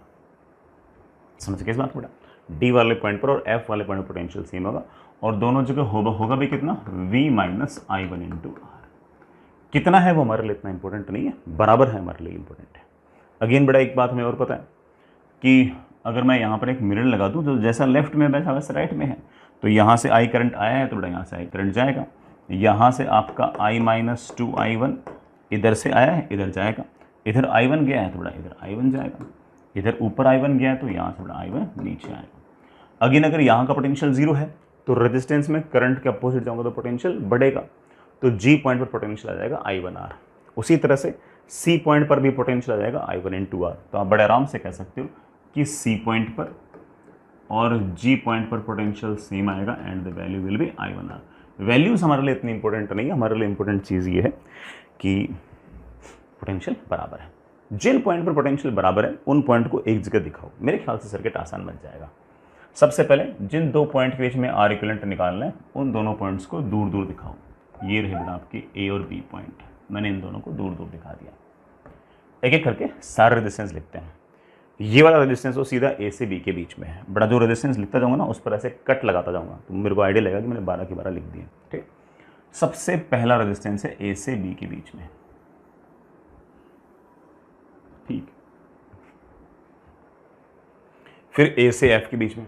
वैसे बेटा जहां पर एफ है वहीं पर डी है, तो मैं एक काम कर रहा हूं, डी को और एफ को एक जगह मान रहा हूं। अगला रेजिस्टेंस है ए से एफ के बीच में, बड़ा कट लगा देता हूं तो याद रहेगा कि मैंने ये वाला कंसिडर कर लिया। तो ए से एफ तक एक रेजिस्टेंस ए से डी तक, बड़ा कट लगा देता हूं, डी भी यहीं पे।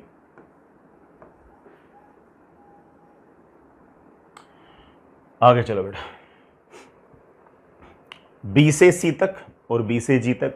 बेटा सी और जी तो एक जगह है, तो मैं सी और जी को एक जगह दिखाता हूं। रेजिस्टेंस है बी से सी के बीच में,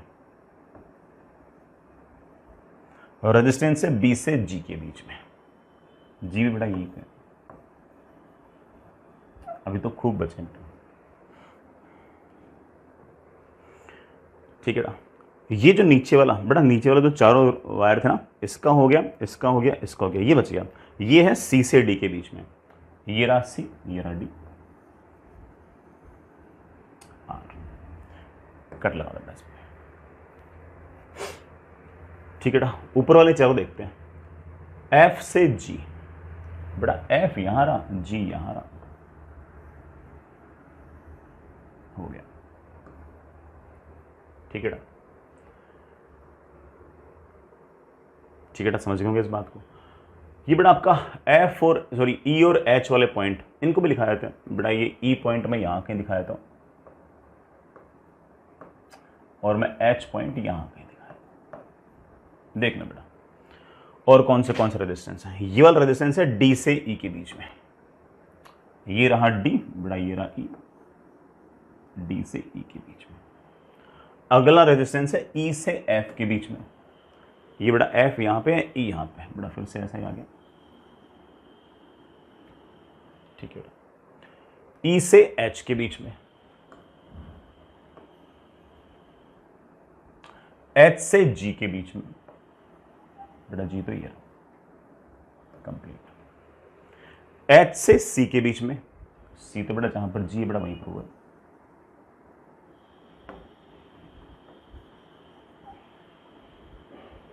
ये भी हो गया।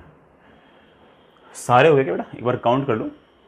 1 2 3 4 5 6 7 8 9 10 11 12, 12 ही थे, सारे हो।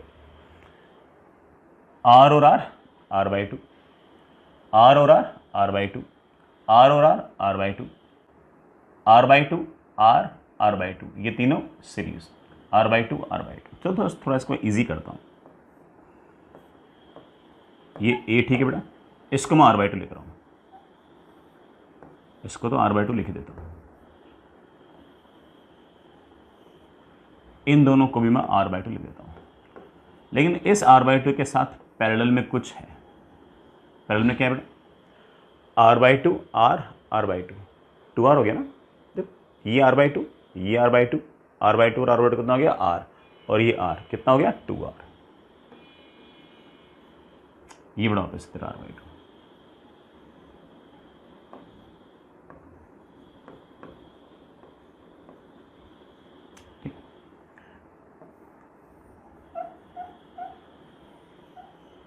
ये आपका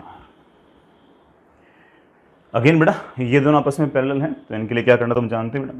इन दोनों के लिए मेरे पास 1/R equivalent is equals to 1/2R plus 1/R by 2। तो नीचे बेटा मेरे ख्याल से 2R आ गया एलसीएम, बेटा दैट इज 1 + 4, बेटा कितना आ गया 2R बाई 5। ठीक,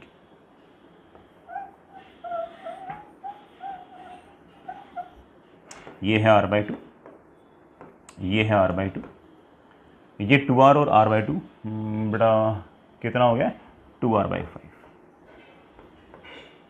इन सब के साथ पैरेलल में कौन है R।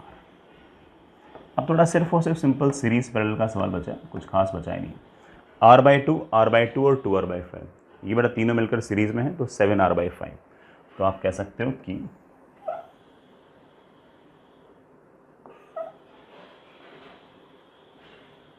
ऊपर तो आ जाएगा 7R/5 और नीचे बेटा आपके पास R है। This is A, this is 7R/5 और R बेटा आपके दोनों आपस में पैरेलल हैं। तो आप कह सकते हो कि 1/R इक्विवेलेंट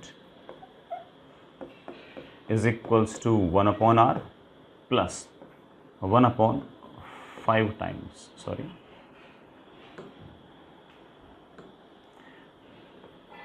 7R/5 बेटा 7R आपका एलसीएम आ गया, 7 तो यहाँ पे 5 यहाँ पे, R इक्विवेलेंट मेरे पास वैल्यू आ गई 7R/2। तो ऐसे अगर सोचना चाहो तो ऐसे भी सोच सकते हो। ऐसा नहीं कि ये तरीका कोई आसान है, क्योंकि बड़ा सिमेट्री तो एग्जैक्टली आपको वही ढूंढनी पड़ रही है, सिमेट्री तो सेम ही है, बस वहाँ पर KCL KVL हो जाते हैं बेटा। यहाँ पर आपका सिर्फ और सिर्फ सर्किट कॉपी से रीड्रॉ कर लो तो थोड़ा सा हल्का बच्चों को आसान तो लगता ही है। चलिए बच्चों आगे चलते हैं। Next is combination of batteries. जिस तरह से रेजिस्टेंसेज सीरीज और पैरेलल में हो सकते हैं बेटा, वैसे ही आपकी बैटरीज भी सीरीज और पैरेलल के अंदर हो सकती है। तो इन बैटरीज के कॉम्बिनेशंस भी देखते हैं। इनमें भी बेटा प्राइमरली दो ही आपके पास फॉर्मूले काम के, एक सीरीज का और एक पैरेलल का। सबसे पहले बैटरीज अगर सीरीज में होंगी तो क्या होगा, सुनिएगा। पहली बात बेटा, सीरीज में होने के लिए these batteries must be connected end to end, एक खत्म दूसरी शुरू, दूसरी खत्म तीसरी शुरू, और सबके अंदर से गुजरने वाला जो करंट है वो सेम होना चाहिए। तो आपके पास batteries will be like this, battery ऐसे, उसका इंटरनल रेजिस्टेंस ऐसे, बैटरी ऐसे, उसका इंटरनल रेजिस्टेंस ऐसे, फिर से बैटरी ऐसे, इंटरनल रेजिस्टेंस ऐसे, बैटरी ऐसे, इंटरनल रेजिस्टेंस ऐसे, ऐसे चलते चलते चलते बेटा खूब सारी बैटरीज। ठीक है, इस बैटरी का EMF है E1, इसका इंटरनल रेजिस्टेंस R1, इसका EMF E2 internal resistance R2, EMF E3 internal resistance R3, EMF E4 internal resistance R4। ये बड़ा nth battery EMF EN resistance late से RN। ये सारे के सारे सीरीज में है, सब एंड टू एंड जुड़ी हुई है और सब में से गुजरने वाला करंट सेम है। लेट से आपका जो करंट है बड़ा वो इस तरह से गुजर रहा है, और लेट से बड़ा करंट की जो वैल्यू है आपके पास वो I है, बड़ा वो आपके पास I। ये मेरे पास लेट से बड़ा पॉइंट A है, और मेरे पास ये वाला पॉइंट लेट से बड़ा आपके पास B है। A पॉइंट का पोटेंशियल B वाले पॉइंट से कितना बड़ा होगा मैं बड़े आराम से लिख सकता हूँ, सुनना बेटा। VA minus VB can be written as, देखना देखना आराम से देखना। रेजिस्टेंस में करंट की तरफ जाऊंगा तो पोटेंशियल घटेगा, कितना घटेगा, -I इंटू RN। फिर बैटरी के लोअर एंड से हायर एंड जाऊंगा तो पोटेंशियल बढ़ेगा, कितना, EN। तो यहां से यहां तक का पोटेंशियल मेरे पास आ गया EN -I into RN।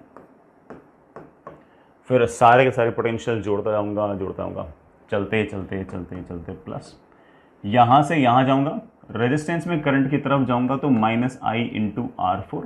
Battery के लोअर एंड से हायर एंड जाऊंगा तो पोटेंशियल बढ़ेगा, कितना, E4। तो यहां से तक का पोटेंशियल डिफरेंस मेरे पास आएगा E4 -I इंटू I4। इसी तरह से अगर मैं यहां से यहां जाऊंगा तो बेटा मेरे पास यहां से तक का पोटेंशियल डिफरेंस आएगा E3 -I इंटू R3। यहां से यहां जाऊंगा तो पोटेंशियल बड़ा फिर से इंक्रीज होगा E2 -I इंटू R2। फिर बड़ा यहां से आ जाऊंगा तो that is E1 -I into R1।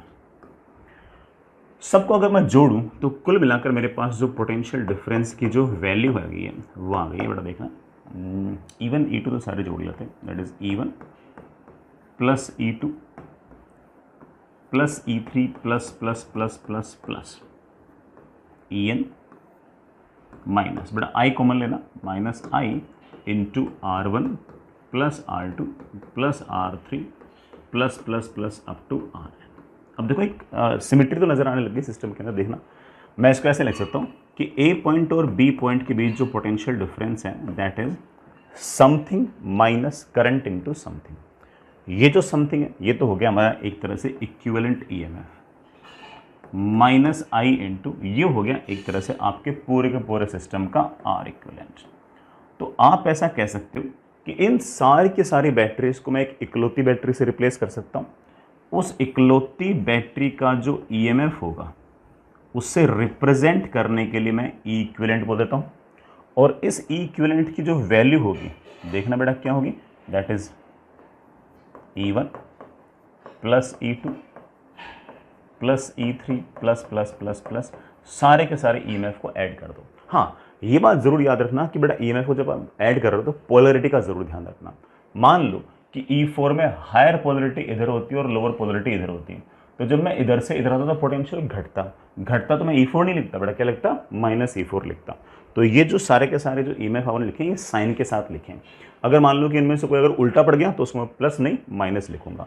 तो इस बात को आप ध्यान रखें कि विथ पोलैरिटी लिखनी है, विथ पोलैरिटी, ऐसे नहीं कि आप सीधा ही उनको जोड़ दो हमेशा ही। कोई अगर उल्टा लगा हुआ है तो उसका माइनस करना पड़ेगा। और इस बैटरी का कुछ ना कुछ इंटरनल रेजिस्टेंस भी आप मान सकते हो, और उस इंटरनल रेजिस्टेंस की जो वैल्यू है उसको मैं बड़े आराम से कह सकता हूँ कि that is simply R1 plus R2 plus R3। हाँ बेटा रेजिस्टेंस को कोई प्लस माइनस में नहीं लिखता, रेजिस्टेंस तो पॉजिटिव ही होता है हमेशा, ठीक है। बैटरी का जो ईएमएफ है वो प्लस माइनस को अपन को ध्यान देना है। बट हमने इस तरफ प्लस माना है तो इस तरफ वाले को प्लस लिखना है, बीच में कोई बैटरी अगर उल्टी लगी हुई है तो उसकी ईएमएफ को हम माइनस में लेंगे। तो आप इस तरह से 2 बैटरी को, 3 बैटरी को, 4 बैटरी को, 50 बैटरी को ऐसे एक इकलौती बैटरी से रिप्लेस कर सकते हो by using the formula of series, ठीक है। बहुत ही आसान सा काम था। जो इक्विवेलेंट ईएमएफ है वो एक तरह से सारे ईएमएफ का एल्जेब्रिक सम है। बस ये ध्यान रखना है कि किसी की पोलैरिटी अगर उल्टी हो तो उसे प्लस ई ना लिखकर हमें माइनस ई लिखना है, और कोई इसमें बड़ा पंगा नहीं है, ठीक है। जैसे मैं एक एग्जांपल देता हूं,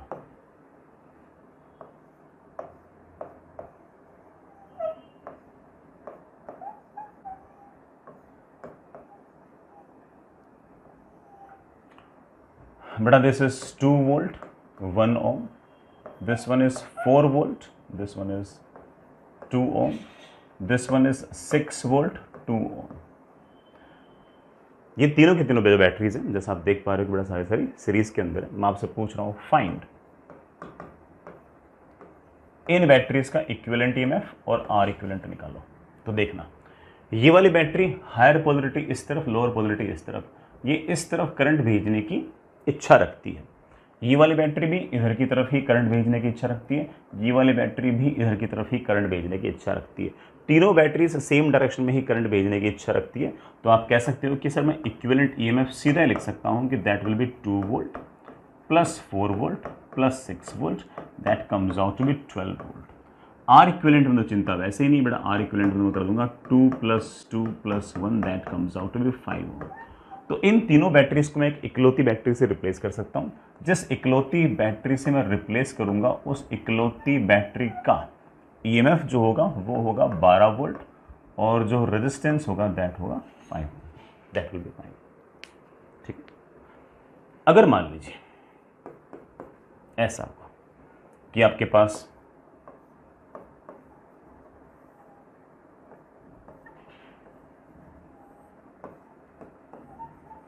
तीन बैटरी है इस तरह से, ये 6 वोल्ट बड़ा, ये आपका 4 वोल्ट और ये आपका 2 वोल्ट। ये आपका रेजिस्टेंस बड़ा 1 ओम, ये रेजिस्टेंस आपका 2 ओम, और बड़ा ये आपका रेजिस्टेंस लेट से 2 ओम।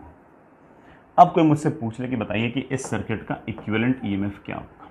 सोचते हैं बेटा, ये वाली जो बैटरी है इसका हायर पोलैरिटी इस तरफ, लोअर पोलैरिटी इस तरफ, ये करंट इस तरफ भेजने की कोशिश कर रही है। भेज पाती है नहीं भेज पाती वो अलग बात है, ठीक। वो तो इस बात पर डिपेंड करता है कि बाकी बैटरीज कैसी हैं, ठीक है। ये वाली जो बैटरी है ये इस तरफ करंट भेजने की कोशिश कर रही है, क्यों, क्योंकि हायर पोलैरिटी इस तरफ, लोअर पोलैरिटी इस तरफ। ये वाली जो बैटरी है ये इस तरफ करंट भेजने की कोशिश कर रही है। चलेगी किसकी, जो ज़्यादा होंगे। ये दोनों ज़्यादा है बेटा, ये कम है। भाई 6 और 2 बेटा कितना हो गया 8, ये है 4, तो ऑफकोर्स इनकी चलेगी। तो आप कह सकते हो कि इन तीनों की तीनों बैटरीज को मैं एक इकलौती बैटरी से रिप्लेस कर सकता हूँ इसका रेजिस्टेंस तो 2 2 4 और 1 5। लेकिन अगर कोई मुझसे पूछेगा कि इक्विवेलेंट ईएमएफ कितनी होगी, तो मैं ध्यान रखूंगा इस बार कि मैंने जो इक्विवेलेंट ईएमएफ दिखा रखा है उसमें मैंने करंट इस तरफ जाते हुए दिखा रखा है, इस तरफ भेजने की कोशिश कौन कर रहे हैं, ये दोनों। 6 + 2 -4, वहां पर तो +4 किया था, यहाँ पर -4 क्यों किया, क्योंकि यहाँ पर बैटरी की पोलरिटी जस्ट अपोजिट है। और ऐसा सोल्व करते मेरे पास आ गया 4 वोल्ट। इसका मतलब बेटा मैं 4 वोल्ट की बैटरी जिसका इंटरनल रेजिस्टेंस 5 ओम हो उससे रिप्लेस कर सकता हूँ। ठीक है, ये बेटा हमारा सीरीज कॉम्बिनेशन। थोड़ा थोड़ा बड़ा पल्ले पड़ गया होगा और सिंपल याद तो करना है, कौन सा कोई बहुत बड़ा काम है। ठीक है, एक छोटा सा काम और। मान लीजिए बच्चों कि आपके पास m सेल्स हैं, m आइडेंटिकल सेल्स हैं,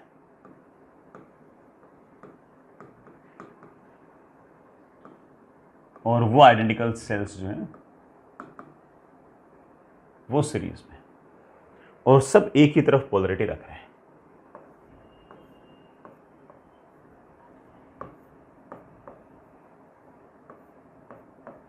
एक ही तरफ पोलरिटी रख रहे हैं, और इन सारे के सारे सेल्स को मैंने ऐसे किसी लोड के साथ लगा रखा है। ये बड़ा आपका लोड है जिसका रेजिस्टेंस बड़ा कैपिटल R है।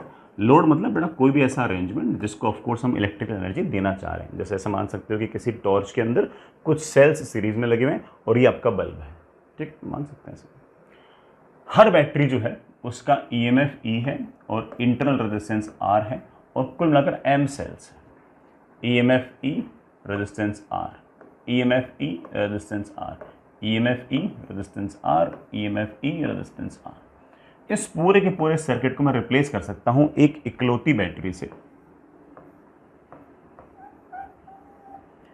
जिसका ईएमएफ होगा E इक्विवेलेंट और रेजिस्टेंस होगा R इक्विवेलेंट, और इसे मैं लगा दूंगा ऐसे किसी लोड के साथ जिसका रेजिस्टेंस लेट से बड़ा आपके पास कैपिटल R।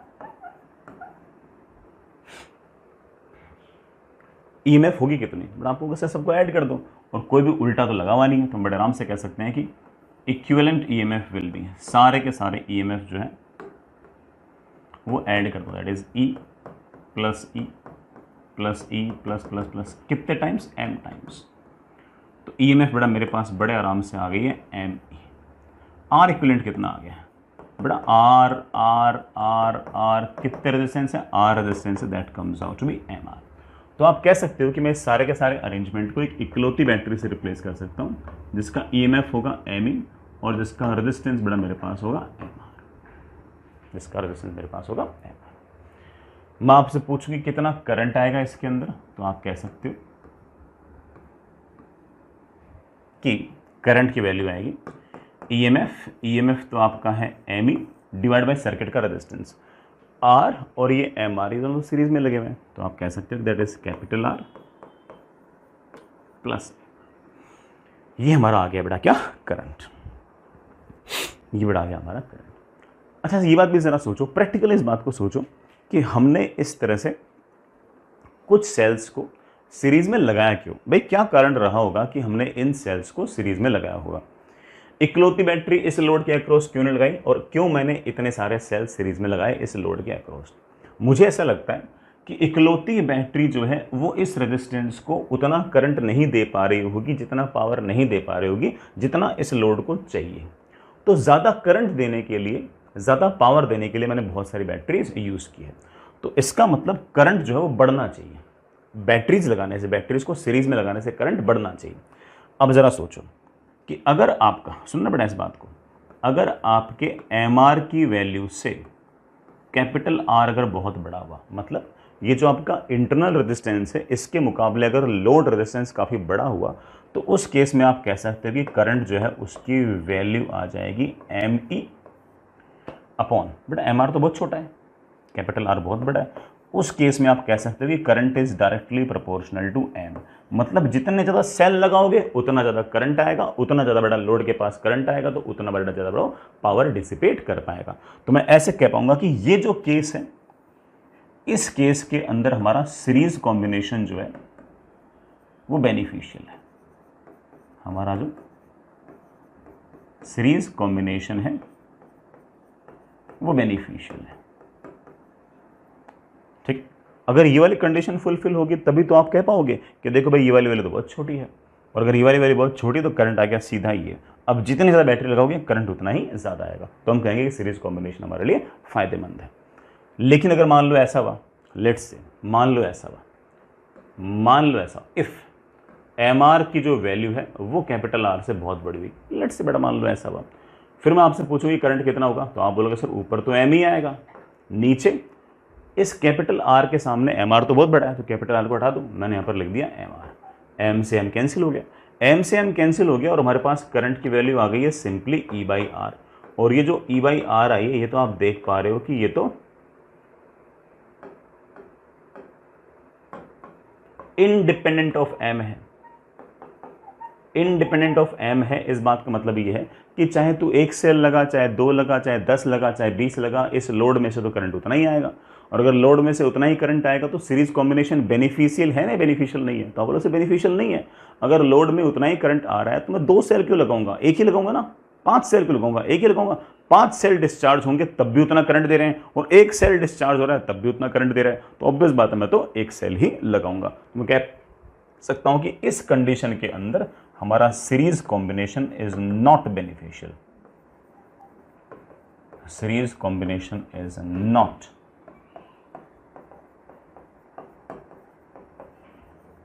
बेनिफिशियल। समझिए बेटा इस बात को।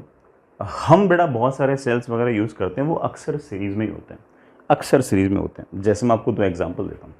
जैसे आपने बेटा घर पर टॉर्च वगैरह देखी होगी ना, तो जो टॉर्च पड़ी होती है उसमें आपने इस बात को नोटिस किया होगा कि टॉर्च के अंदर ना खूब सारे सेल्स, 3 सेल ऐसे इन जनरल 3 सेल है ना ऐसे पड़े होते हैं कि पहला वाला सेल यूं पड़ा है, उसकी पॉजिटिव पोलरिटी इस तरफ, नेगेटिव पोलरिटी इस तरफ, इसके साथ चिपक के दूसरा सेल लगा रखा होता हमने, उसकी पॉजिटिव इस तरफ, नेगेटिव इस तरफ। फिर तीसरा सेल हमने इससे चिपक के और लगा रखा होता है, और वो इस तरह से लगा रखा होता है कि पॉजिटिव इस तरफ, नेगेटिव इस तरफ। तीनों सेल बेटा टॉर्च के अंदर कैसे पड़े होते हैं, ऐसे सीरीज में पड़े होते हैं। तो इस टॉर्च की अगर बात करूँ तो इसका हायर ईएमएफ यहाँ पर, लोअर ईएमएफ यहाँ पर, इसका हायर ईएमएफ इस तरफ, लोअर ईएमएफ इस तरफ, इसका हायर ईएमएफ इस तरफ, लोअर ईएमएफ इस तरफ, ये ई, ये ई, ये ई, तो बड़ा कुल मिलाकर हमारे पास जो इक्विवेलेंट ईएमएफ है वो कितना आ जाएगा, 3E आ जाएगा सारे सीरीज में। अगर आपने गलती से भी एक भी सेल को उल्टा लगा दिया, अगर आपने 1 सेल को, एक भी सेल को अगर आपने रिवर्स कर दिया, अगर आपने एक भी सेल को अगर रिवर्स कर दिया तो क्या होगा, तो आपका ये तो इधर करंट भेज रहा होगा, ये उधर करंट भेज रहा होगा, ये बड़ा भी इधर भेज रहा होगा। अब मैं आपसे पूछूं कि इक्विवेलेंट ईएमएफ कितना होगा, आप बोलो इक्विवेलेंट ईएमएफ होगा E minus E plus E। अरे बेटा सिर्फ कितना हो गया, E। सेल लगा रखे हैं 3, सबका ईएमएफ E, और इक्विवेलेंट ईएमएफ भी कितना आ रहा है, E। ऐसा मत लगा देना, ऐसा करके देख भी रखा होगा। अगर आपने एक भी सेल अगर उल्टा लगा रखा होता तो उस केस में हमारी जो टॉर्च है वो ढंग से नहीं चलती। इसी तरह से हमें टॉर्च को यूज़ करना है। इवन हमारे रिमोट, जो टीवी के रिमोट है, टाटा स्काई को रिमोट है, या फिर बेटा हमारा जो टीवी का रिमोट है, वो भी बेटा सेल जो पड़े होते हैं, वो सेल्स भी सीरीज़ में लगे होते हैं। सर हमने तो उनको पैरेलल में पड़ा हुआ देखा है। सर वो सारे के सारे सेल तो पैरेलल में पड़े हैं। बेटा पैरेलल में सिर्फ और सिर्फ पड़े हैं, है वो सीरीज़ में। सर नहीं समझ में आई वाली बात, बताता हूँ। जैसे आपने क्या किया होगा कि रिमोट के अंदर सेल्स को ऐसे देखा होगा कि सर रिमोट में, मैं अगर किसी भी रिमोट को अगर पीछे से खोलता हूँ तो एक सेल ऐसे पड़ा है और उसके पैरेलल के अंदर दूसरा सेल ऐसे पड़ा है। तो सर मुझे तो ऐसा लग रहा है कि सर ये सेल तो पैरेलल में पड़े हैं। अरे बेटा सर्किट में सीरीज में है, भरोसा रखो। कैसे, सुनना। ये वाला जो सेल होगा इसका हायर पोटेंशियल इस तरफ, लोअर पोटेंशियल इस तरफ। इस सेल का लोअर पोटेंशियल यहाँ पर, हायर पोटेंशियल इस तरफ, और अंदर से, बैटरी के अंदर से एक तार यूं जोड़ रखा होता है, यूं जोड़ रखा। अब ओवर करो, कैसा हो गया, जो नीचे वाला सेल है उसका हायर पोटेंशियल इस तरफ, लोअर पोटेंशियल इस तरफ, फिर एक तार जोड़ रखा है। ये एक फिर से बैटरी जिसका लोअर पोटेंशियल इस तरफ, हायर पोटेंशियल इस तरफ। तो ये वाली बैटरी भी करंट भेज रही है इस तरफ E, ये वाली बैटरी भी करंट भेज रही है इस तरफ E, तो आप कह सकते हो कि इस केस में हमारा जो इक्विवेलेंट EMF आएगा बेटा वो कितना आएगा 2E है। आप लोगों ने नोटिस भी किया होगा कि जो भी सेल्स वगैरह बेटा अपने रिमोट वगैरह में पड़े रहते हैं उसमें प्लस माइनस माइनस प्लस ऐसे लगे होते हैं, ठीक है। लेकिन है बेटा दोनों सीरीज में, चेक कर लो, अंदर से तार गुजर रखा होता है, ये भी करंट यूँ भेज रहा होता है, ये भी करंट यूँ ही भेज रहा होता है, सेम डायरेक्शन में ही करंट जा रहे होते हैं, कोई उसमें दिक्कत नहीं आती। आई रियली होप बेटा सारी की सारी बात आप समझ गए हो। आगे चलते चलिए बच्चों, मेरे ख्याल से आपको ये सीरीज वाली बात तो समझ में आई गई हो, ठीक बेटा। ये रिमोट वाला डायग्राम बना दिया, ठीक है, चलेगा, ठीक। Next is parallel combination.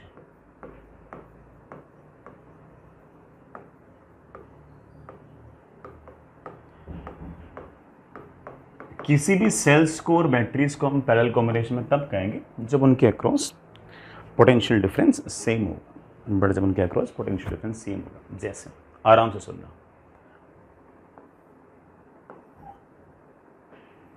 ये बड़ा बैटरी,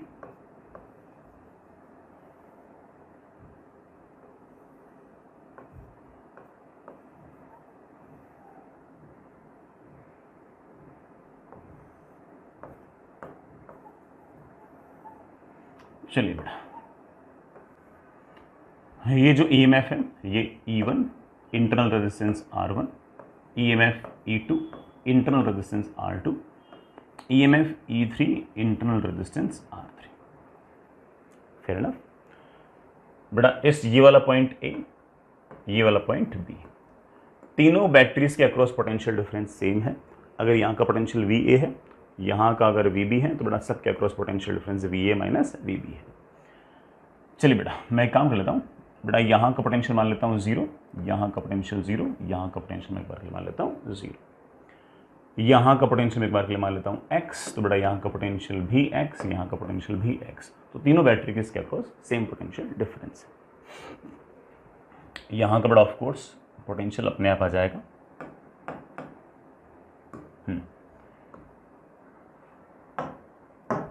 हाँ बेटा, यहाँ का पोटेंशियल मेरे पास आ जाएगा x माइनस E1, यहाँ का पोटेंशियल मेरे पास आ जाएगा x माइनस E2, और यहाँ का पोटेंशियल बेटा मेरे पास आ जाएगा x माइनस E3।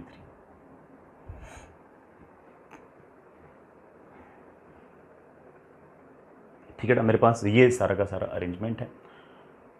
कुछ करंट बेटा यहाँ से आ रहा होगा, कुछ करंट यहाँ से आ रहा होगा बेटा, कुछ करंट आपके पास यहाँ से आ रहा होगा बेटा, तीनों जगह से आपके पास इस तरह से करंट वगैरह आ रहे होंगे।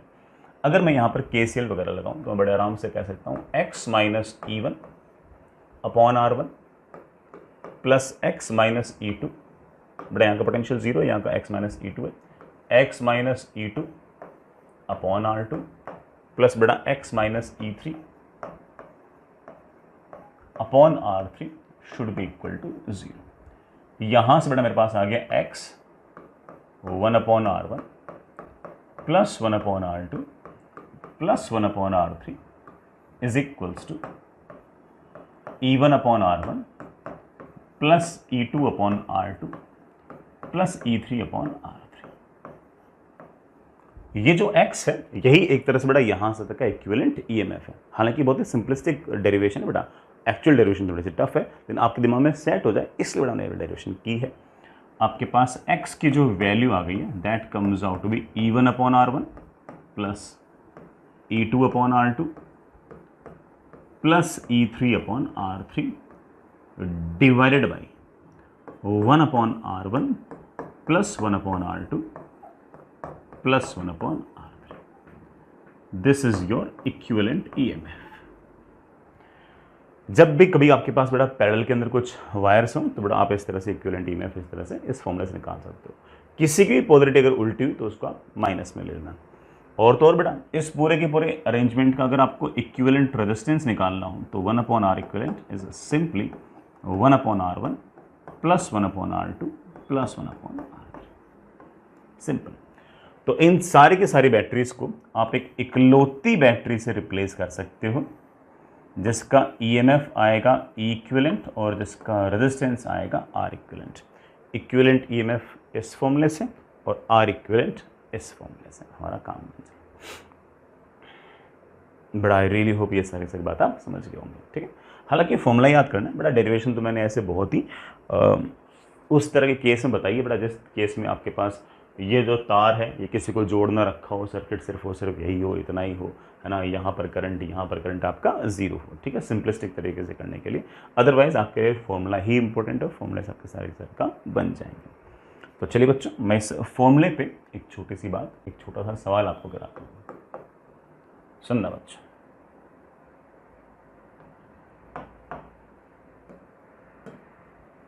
आपके पास इस तरह का अरेंजमेंट है,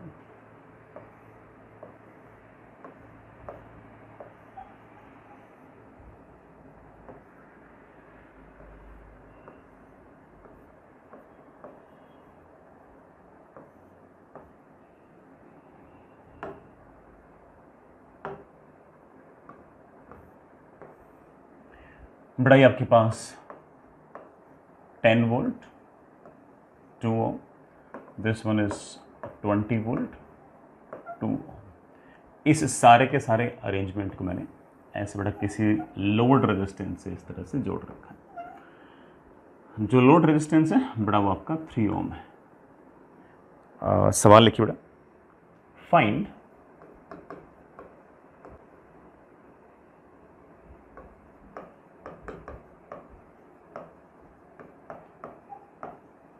equivalent EMF and current through load, current through load। बड़ा लोड मतलब जो आपका 3 ओम का रेजिस्टेंस है उसमें से कितना करंट जाएगा। हालांकि इस तरह के सवाल को करने के लिए कोई बच्चा कहते हैं मुझे इक्विवेलेंट ईएमएफ नहीं आता, मुझे KCL KVL आते हैं, बिल्कुल कर सकते हो।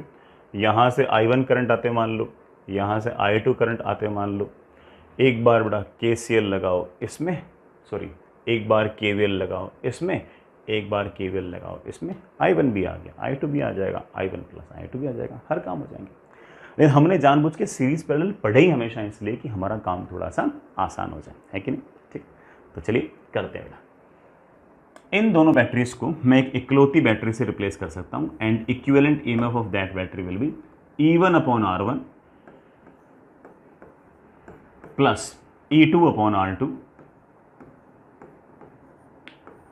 Divided by 1/R1 plus 1/R2। 10/2 is 5 plus 10 बड़ा नीचे 1, that comes out to be 15। Sir ये दोनों बैटरीज का इंटरनल रेजिस्टेंस क्या लिखूंगा? बेटा इंटरनल रेजिस्टेंस तो जानता है कि 1/R equivalent is 1/2 plus 1/2, that gives me R equivalent is equals to 1 ohm. तो आप कह सकते हो कि सारे के सारे अरेंजमेंट का इक्विवेलेंट सर्किट डायग्राम ऐसा बन जाएगा। दोनों बैटरीज को एक इकलौती बैटरी से रिप्लेस कर दो जिस बैटरी का पोटेंशियल तो होगा 15 वोल्ट और जिसका इंटरनल रेजिस्टेंस जैसा आपने निकाला बेटा कितना आएगा 1 ओम, और लोड तो बेटा आपका पहले से है ही, कितना बेटा लोड आपका 3 ओम। बेटा कितना करंट आएगा लोड में से? तो आप बोलोगे सर 15 वोल्ट की बैटरी है और कुल मिलाकर 4 ओम का रेजिस्टेंस है, that is I think 3.75 ampere.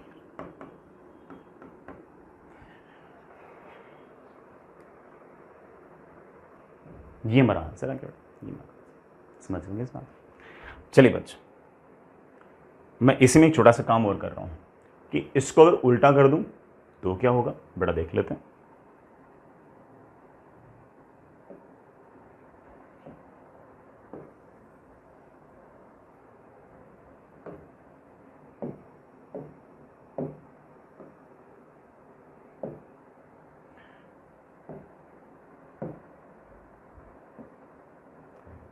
ये 20 वोल्ट बड़ा ऐसे होते हैं, इधर हायर पोटेंशियल इधर लोअर पोटेंशियल। बाकी सारा का सारा सवाल बिल्कुल सेम है।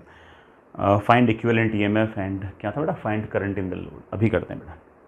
मैं एक काम कर रहा हूँ, दोनों में से बेटा किसी एक को तो पॉजिटिव मानना ही था, मैं इधर करंट भेज रहे हैं उसको पॉजिटिव मान रहा हूँ, इधर वाले को बेटा क्या मान रहा हूँ नेगेटिव।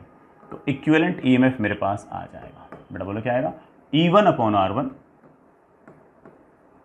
प्लस E2/R2 इसका नेगेटिव क्यों लिया बेटा? क्योंकि ये करंट इधर भेज रहा है, ये करंट इधर भेज रहा है। किसी को तो बड़ा पॉजिटिव लेना है ना। Divide by 1/2 plus 1/2 1/R1 plus 1/R2 बेटा that comes out to be 5 minus 10। कुल मिलाकर मेरे पास आ गया -5। ये माइनस आने का मतलब क्या है बेटा? माइनस आने का मतलब ये है कि ये तो प्लस था, ये तो इधर करंट भेज रहा था, ये माइनस था, तो इसकी चली है। इसका मतलब कुल मिलाकर हमारे पास जो बैटरी आएगी वो इस तरह की आएगी, 5 वोल्ट है ऐसे। क्योंकि इसका ईएमएफ हमने क्या लिया? पॉजिटिव। इसका ईएमएफ हमने क्या लिया? नेगेटिव। और कुल मिलाकर ईएमएफ नेगेटिव आया, थोड़ा किसकी चलेगी? नेगेटिव वाले की चलेगी। कुल मिलाकर करंट इधर भेजने की कोशिश करेगा। इंटरनल रेजिस्टेंस थोड़ा हमें पता ही है कि 1 ओम आएगा ही आएगा बेटा। 3 ओम हमारे पास पहले से लगा हुआ ही है। हमसे करंट पूछा है बेटा, करंट इस बार ऐसे आएगा और करंट की वैल्यू आपके पास आएगी 5/4। That is I think 1.25 ampere आपका करंट आ जाएगा। ठीक है बच्चों, समझ में आ गई वाली बात? आगे चलते हैं, एक सवाल और करते हैं, ऐसे कॉम्बिनेशन टाइप का सही सवाल, आराम से इत्मीनान से सोचना।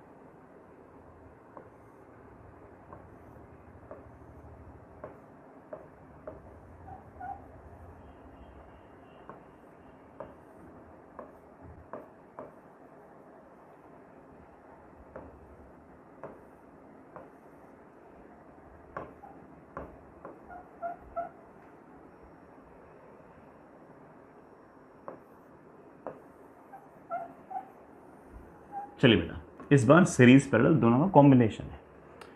ये हमारे पास बड़ा कोई अरेंजमेंट है। ये आपके पास बड़ा 20 वोल्ट 2 ओम, बड़ा ये आपके पास 30 वोल्ट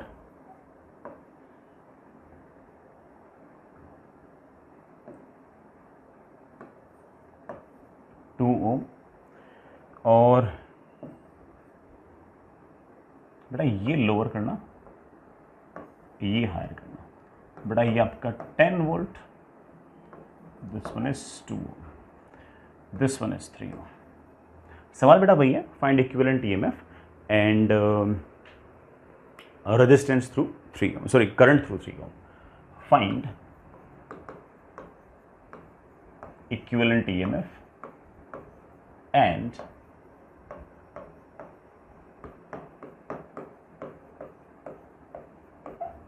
करंट थ्रू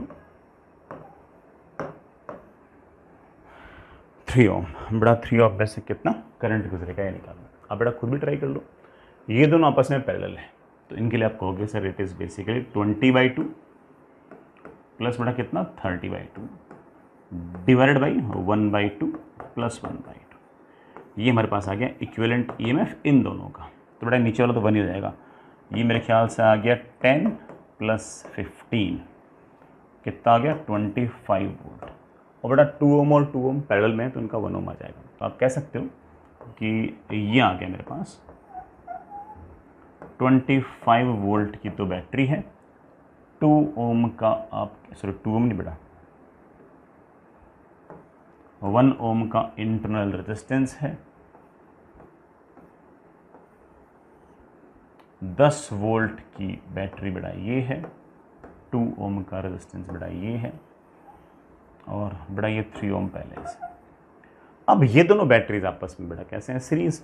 लेकिन ये वाली करंट भेजना चाह रही है इधर और ये वाली करंट भेजना चाह रही है इधर। किसकी चलेगी? जिसका ईएमएफ ज़्यादा होगा उसकी चलेगी।